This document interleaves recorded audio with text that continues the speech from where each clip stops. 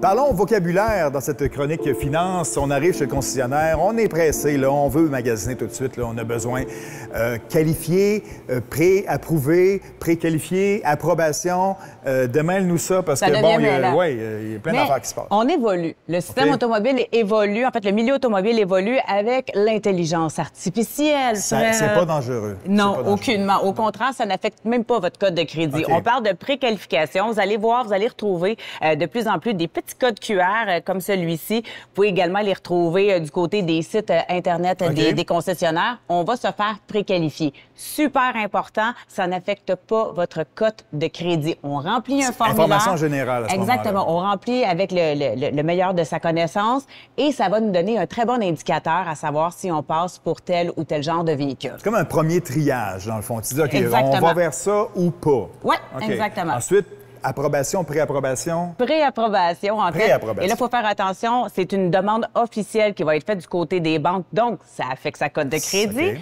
La préapprobation, dans le milieu automobile, on s'en sert énormément pour de la deuxième chance au crédit. En fait, ce qu'on fait, c'est qu'on présente le client à la banque. Je vous présente, monsieur, voulez-vous lui prêter et surtout, combien et à quel taux. Okay. Donc, on va recevoir une préapprobation avec un montant par mois, un taux d'intérêt, et ensuite de ça, on peut regarder quel véhicule va cadrer dans cette approbation-là. Et ça laisse la trace là, sur le crédit à ce moment-là. Oui, exactement, c'est très important. Et ensuite? L'approbation. L'approbation, en fait, c'est la structure totale qui est approuvée. Donc, on a choisi l'auto, les produits, le comptant qu'on peut mettre dans la transaction. Donc, c'est important, c'est une approbation.